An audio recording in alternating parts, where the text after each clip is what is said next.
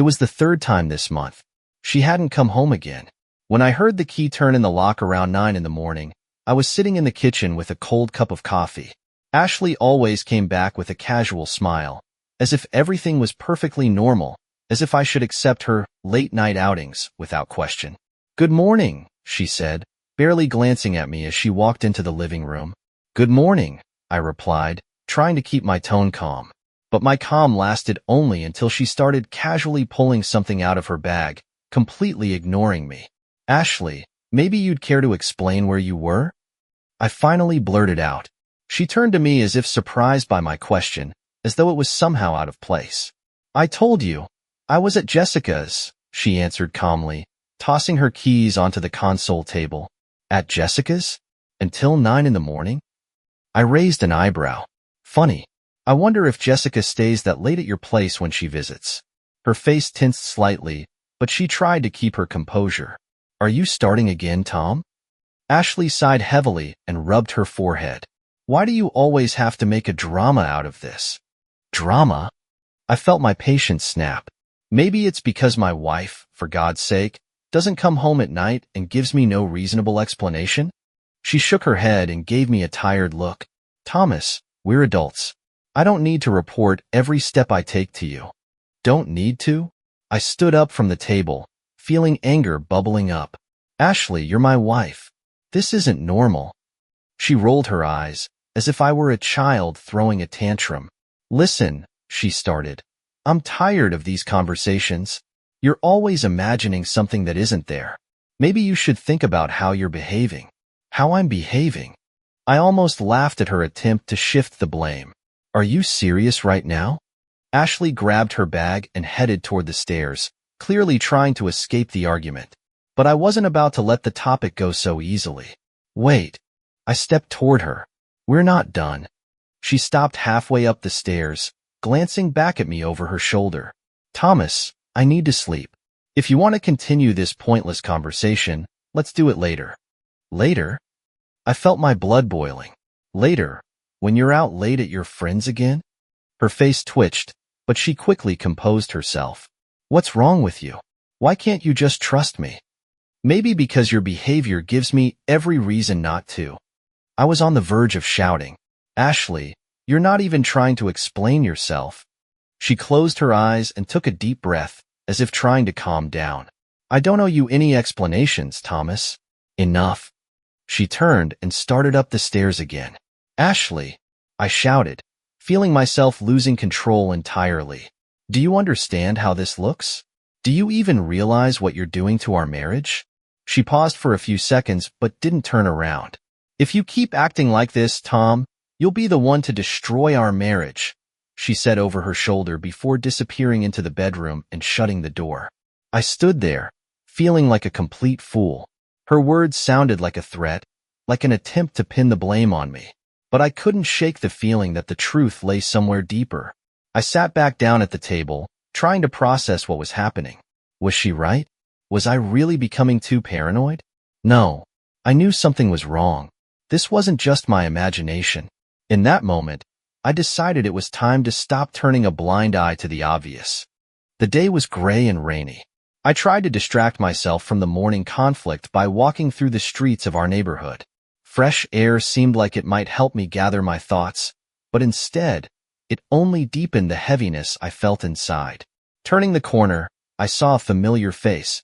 Jessica, the same friend Ashley had claimed to stay with last night. She was standing outside a coffee shop, holding a latte, looking relaxed. I hadn't planned to talk to her, but something inside me urged me to stop. "Jessica," I called out, trying to sound as friendly as possible. She turned and smiled, clearly surprised by my unexpected appearance. "Thomas." "Hi.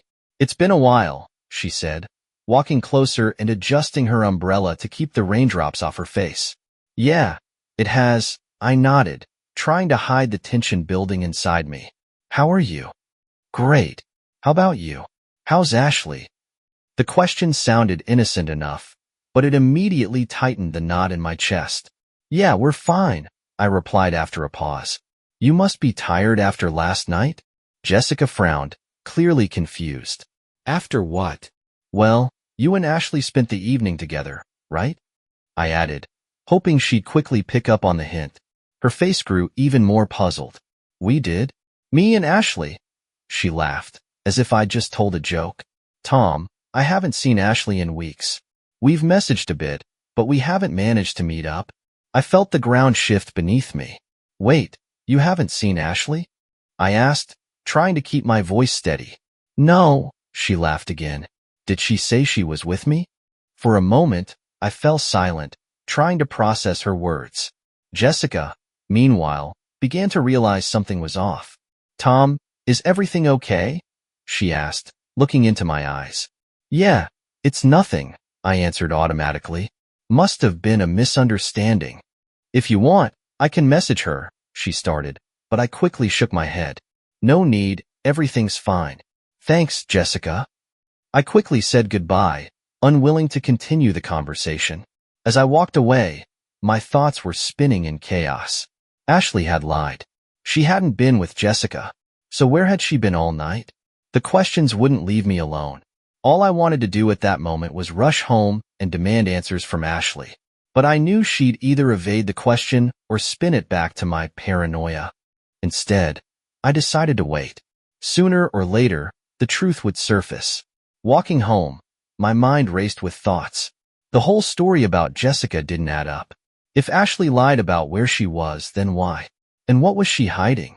At home, I tried to think rationally. Maybe it was all just a misunderstanding. Maybe she really had been with someone else, but didn't want to tell me for some reason. But the more I thought about it, the more convinced I became that something far more serious was going on. I started looking for clues. I checked her bag, but it was empty, as if anything incriminating had been carefully removed. Her phone? Nothing. No suspicious texts, no strange calls. It seemed like she was being meticulous, leaving no trace behind.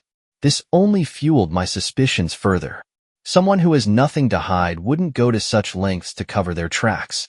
But instead of losing my cool, I decided to bide my time. From that moment on, my goal was clear. Find the truth and catch her in the act. Over the next few days, I acted as if nothing had changed.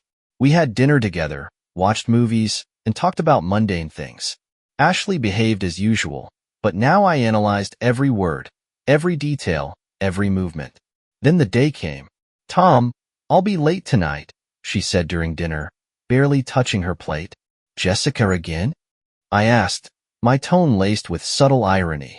She glanced at me, raising an eyebrow. No, it's a meeting with colleagues. A late dinner to discuss a project. Her explanation sounded convincing, but I couldn't just take her words at face value anymore. All right, I said calmly, masking the turmoil inside me. When she walked out the door, I grabbed my car keys and made up my mind. Tonight, everything would change. I was going to follow her and find out what she was hiding. I waited 10 minutes to give her a head start, then got in my car and started following her. Keeping a safe distance, I trailed her car through the streets of the city. She drove past a restaurant where I thought her colleagues' meeting might take place. Then she turned toward a direction that caught me off guard. It was the way to my parents' house. No, that can't be, I muttered, feeling my hands begin to tremble on the steering wheel. Her car stopped in front of their house. She got out, looked around as if to make sure no one was watching, and walked to the door. My heart was pounding so hard it felt like it might burst out of my chest. I parked farther down the street, trying to figure out what to do next. Why was she here? What was going on? A terrible thought crossed my mind, but I immediately dismissed it. No, it's just a coincidence, I tried to convince myself. Maybe they're planning some kind of surprise for me. Then I remembered a recent conversation with my mom. She had told me she was planning a short trip for a week. Just yesterday morning, I'd called her, and she had mentioned her plans. Tom, I finally decided to take a little break. I'm going to a friend's place in the countryside for a week. And, as usual, your dad's grumbling that it's all nonsense. I'd laughed at the time. It was so typical of my dad. Set in his ways, loving his comfort and routine. Is he staying home? I had asked absent-mindedly. Of course. Where else would he go? He's been complaining about my packing for 2 days now. Oh, let him grumble, she'd laughed. The conversation had seemed trivial then, but now, As I stared at Ashley's car parked in front of their house, it came flooding back like a key, unlocking some hidden truth. Maybe it's a surprise. I tried to convince myself again. Maybe they're discussing something about me. But why didn't she tell me? Why did she act so suspicious this morning when I mentioned Jessica? My thoughts spiraled. Her actions, her secrecy, her lies about where she was. It all painted a troubling picture I couldn't ignore. On the other hand, my dad had never struck me as someone capable of anything like this. He was straightforward, sometimes blunt, but loyal to my mom. I remembered their playful arguments, their jokes, their warm, familiar relationship. Maybe it's all in my head, I thought. Maybe they're just discussing some family issue. Or maybe even planning a surprise for me. But why does it all seem so strange? The more I thought about it, the more my anxiety grew. I tried to convince myself to get out of the car and walk into the house. But what if I found something I wasn't ready to face? As I wrestled with my thoughts, the light in the living room flickered on. I saw shadows moving behind the curtains. Ashley and my dad were in there, in the same room, and it only fueled my suspicions. "Come on, Tom," I whispered to myself. "Get it together. You need to figure this out." I took a deep breath, ignoring the trembling in my hands, and slowly opened the car door. I stood by my car, feeling as though time had slowed to a crawl. My thoughts raced like trapped animals, bouncing off the walls of my mind. Was I just being paranoid? Had I imagined all of this? But if so, why hadn't she told me she was coming here? Why was her car parked here at this hour? 20 minutes passed, yet I couldn't bring myself to move. I kept trying to convince myself to just go home, wait for her, and ask her directly. But what was the point? She'd lie anyway. I took a deep breath, wiped my damp palms on my jeans, and summoned every ounce of courage I had before heading to the door. The porch was dark, and only the dim light from a street lamp allowed me to see the lock. When I reached for the handle, I found the door unlocked. That was odd. My parents always locked their doors, even if they were expecting someone. I stepped inside, and a strange, oppressive silence enveloped me. The only sound was the faint ticking of a clock somewhere in the living room. A dim lamp illuminated part of the room, casting long shadows across the furniture. I froze in the entryway, listening. No movement. Then, faint voices broke the silence. They were coming from upstairs, from the floor where my parents' bedroom was located. A wave of fear and anger washed over me. My legs moved on their own, carrying me forward. I climbed the stairs slowly, step by step, trying to make as little noise as possible. As I reached the top, the voices became clearer. One of them was unmistakably Ashley's. I recognized it instantly. The other, my knees almost gave out. It was my father's voice. I stood by the bedroom door, my hand gripping the banister, and held my breath. The talking stopped, but the sounds that followed made my blood boil. Moans. There was no mistaking it. I shoved the door open so hard it slammed against the wall. "Have you both lost your minds?" I shouted, my voice cracking with rage. What the hell is this? The scene before me would be burned into my memory forever. Ashley was lying under my father, barely covered by a sheet that didn't do much to hide their bodies. They both froze, as if time itself had stopped. Ashley scrambled to sit up, clutching the sheet to her chest, while my father slowly turned his head to look at me. His face showed no fear, just a cold, detached expression, almost indifferent. "Tom," he began, but I cut him off.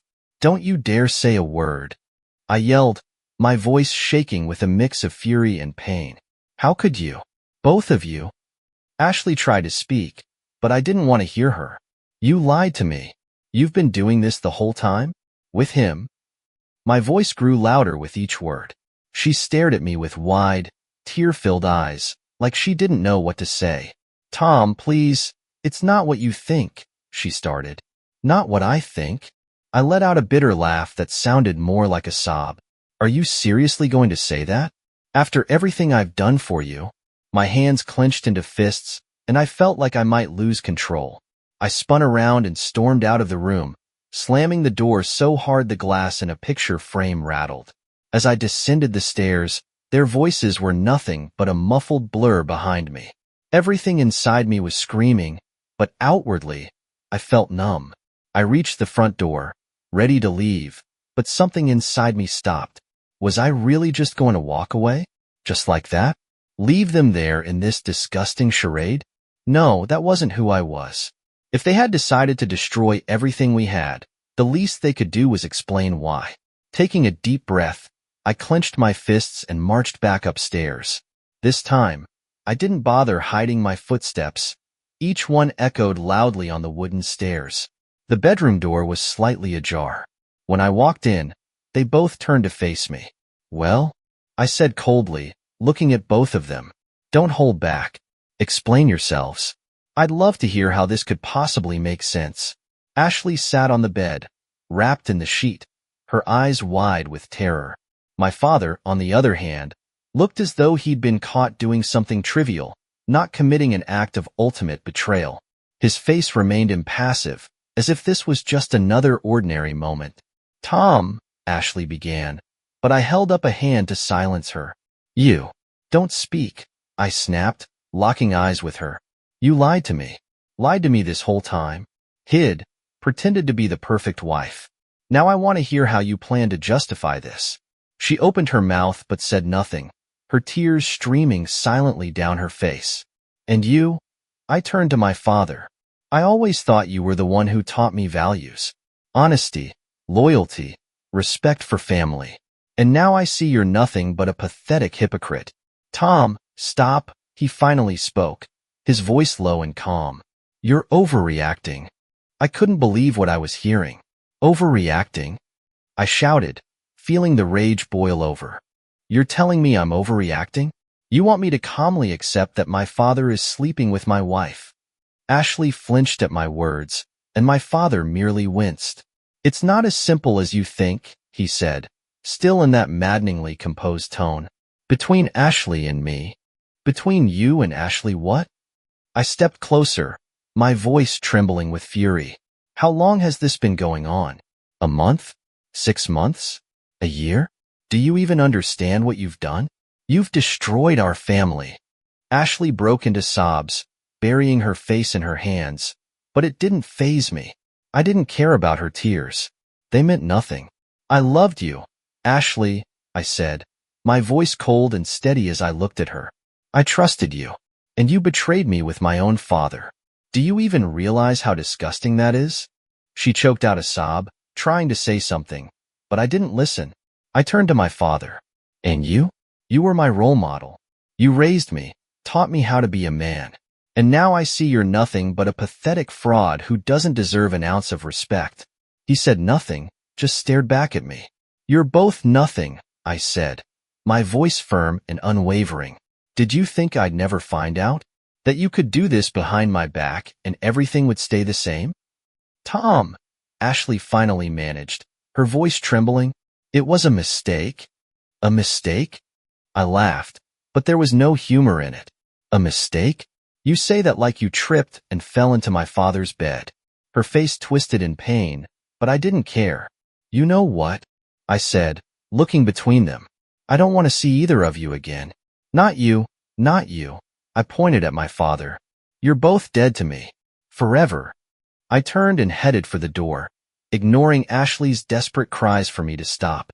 As I descended the stairs and slammed the front door behind me, I felt a strange mix of emptiness and relief. They had lost the right to my love, my respect, and my forgiveness. I woke up the next day with a pounding head and an overwhelming sense of emptiness inside. The events of the previous night replayed in my mind like a broken record. Over and over, I saw their faces, Ashley's face and my father's. The memories burned within me, but the pain was slowly transforming into something else, a cold, calculated anger. If they had decided to ruin my life, I wasn't going to sit idly by. I would build walls around myself that they could never breach. And if there was one thing I wanted, it was to destroy their lives the way they had destroyed mine. The first thing I did was call my lawyer. Tom, this is a serious accusation, Mike said after I described the situation to him. We can start the divorce process, and if you have proof of her infidelity, it could work in your favor. I want to leave her with nothing, Mike, I said without hesitation. She's not getting a single cent. Not the house, nothing. Mike sighed. It's possible, but it won't be easy. We'll need to gather evidence. Photos, messages, anything you can find. You need to be prepared for a long fight. I'm ready, I said firmly. Get started. We discussed the details, and I hung up the phone. One step was taken, but it was just the beginning. Now there was another question, one I had been avoiding all day. My mother. How could I tell her? How could I find the words to break her world the way mine had been shattered? But on the other hand, didn't she deserve to know the truth? That evening, I finally picked up the phone. I knew my mother's number by heart, but my fingers trembled as I dialed it. Tom, she answered right away, her voice warm as always. How are you, sweetheart? I hesitated, trying to find the words. Mom, I need to talk to you. It's important. Of course. What's wrong? I took a deep breath, steeling myself. It's about Dad and Ashley. There was a long silence on the other end of the line. I caught them together yesterday. I finally said, my heart pounding in my chest. Mom, they were cheating on us. Her reaction wasn't what I expected. She didn't gasp, didn't ask questions, didn't explode with anger. Instead, I heard a weary sigh. You found out, she said quietly. I froze. What? You knew? Tom, listen to me. You knew? I shouted, unable to contain my anger. You knew and didn't say anything? Tom, it's not that simple, she began, her voice calm, which only made me angrier. Not that simple? Are you telling me you knew Dad was cheating on you with my wife and just accepted it? Tom, her voice was filled with regret. I suspected for a long time. And then, I found out for sure. And you did nothing? You let it continue? Tom, I didn't want you to find out. I thought it would pass, that things would work themselves out. Work themselves out? I exclaimed, feeling the anger boiling inside me. How could this ever work itself out? They destroyed my life. Mom, they destroyed yours too. Tom, I just wanted to protect you, she said quietly, but her voice was trembling now. Protect me? My laugh was bitter, almost hysterical. You let it happen. You covered for them. You did nothing, and now you're telling me you wanted to protect me? She said nothing. Her silence only deepened my pain. You knew and did nothing, I said, my voice quieter now, but each word carried the weight of my anger. You let this happen, and now I'm the one who has to deal with this mess. Tom, I'm sorry, she whispered. I didn't respond. I just hung up. I sat there in silence, staring at a single spot in front of me. My mother's voice echoed in my mind. She knew. She knew and said nothing. I thought of her calm demeanor, her soft words. Why hadn't she warned me? Why had she let this happen? The more I thought about it, the more the pieces began to fall into place. The strange looks, the short phrases I hadn't noticed before. They all knew. Everyone except me. And now, as everything came to light, I felt like a complete fool. My world was crumbling around me. The people I trusted most had betrayed me. Even my mother, the one person I thought would protect me and be honest with me, had covered for them. The sense of betrayal and resentment was so overwhelming it felt like it might crush me. But I couldn't let myself fall. No. If they thought I would give up, that I would break, they were sorely mistaken. I focused on what I could control, the legal process. I called Mike again. I want to speed this up, I said, trying to keep my voice steady even though I was boiling inside. Tom, this won't be easy. You understand Ashley might file a countersuit? And she'll definitely fight for some of the assets. She's not getting anything, I said coldly. Not the house, not the money, not the chance to rebuild her life. She destroyed mine, Mike. I want her to feel the same pain. All right, he sighed. Then we'll need to gather anything that proves her guilt. Her guilt is written all over her face, I said with a bitter smile. But I'll do whatever it takes. We began working on every little detail. I searched for evidence, messages, bank statements, any documents that could help. Ashley had been careful, but I wasn't a fool either. Now I scrutinized everything that came my way. Every small piece of evidence I found felt like a tiny victory. Even if it was something insignificant, like a casual mention of my father in her calendar, I added it to the growing pile of proof. I was building a case, brick by brick. But court wasn't just about documents. I had to face Ashley's lawyers, and every time I saw her, my anger flared up anew. She tried to look composed, even innocent, but I didn't care. "You're going to lose," I told her once when we crossed paths in the hallway. She tried to respond, but I didn't give her a chance. "You destroyed everything we had, and I'll make sure you walk away with nothing." Her face paled, but I turned and walked away before she could say anything. Each day, I felt more and more drained. My world was in ruins, and it seemed like it could never be rebuilt. But despite all of it, I had a purpose. I had to win, no matter the cost. I didn't know how much longer I could keep going at this pace. My days were consumed by paperwork, meetings with lawyers, consultations. My nights were spent in empty silence, battling my thoughts. How had I been so blind? How had they all kept this from me? I felt like a stranger in my own life, a stranger among the people I loved. But one thing was certain, I wouldn't stop. As long as I had breath in me, as long as there was a chance to prove their betrayal, I would see this through to the end. Since that dreadful call, my mother had tried to reach out to me countless times. Her name popped up on my phone screen almost every day. She sent me texts, left voicemails, but I didn't respond. "Tom, please, I just want to explain," she said in one of her messages, but her voice sounded shaky, as if she didn't even know what to say. Every word from her only fueled my anger. Explain? What was there to explain? She knew. She let it happen. And now, when everything was destroyed, she suddenly wanted to explain. She came to my house several times. I saw her through the window, standing on the porch, clutching her bag as if hoping I'd open the door. But I didn't. I just stood aside, watching as she lingered, then slowly walked away. My mother had always been someone who could find the right words, smooth over conflicts. But not this time. Nothing she said could change anything. Her silence, in the moment when I needed the truth most, was as much a betrayal as their actions. As for my father, he didn't make a single effort to apologize or even try to explain himself. I had half expected he might reach out to me, but he didn't. He remained as cold as he'd been that night when I caught them. I wasn't surprised.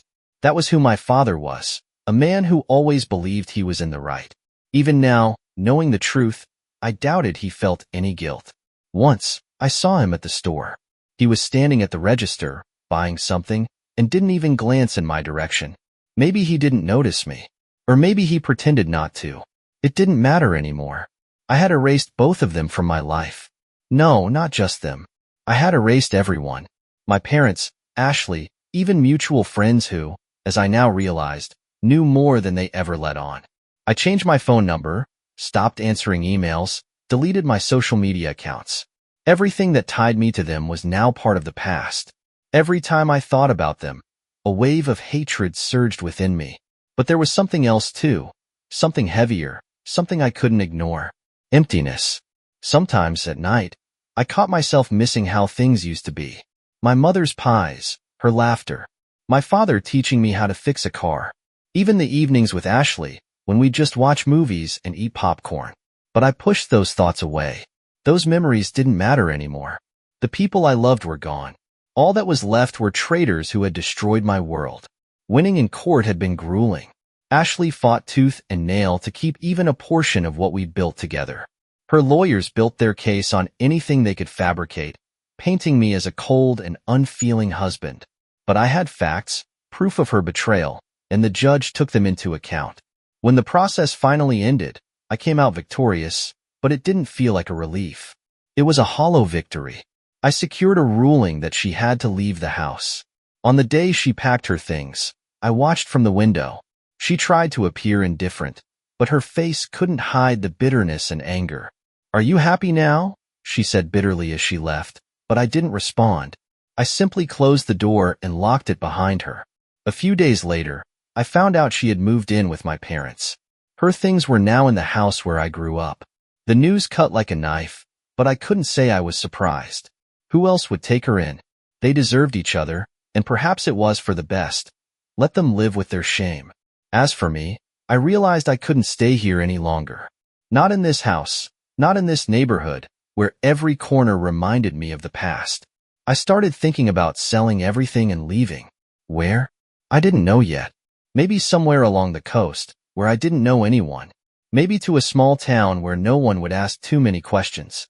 All I wanted was to start fresh, far away from what had once been my life. But for now, these were just plans. I was still here, in this house, surrounded by memories I desperately wanted to forget. But I knew the moment would come when I'd leave it all behind.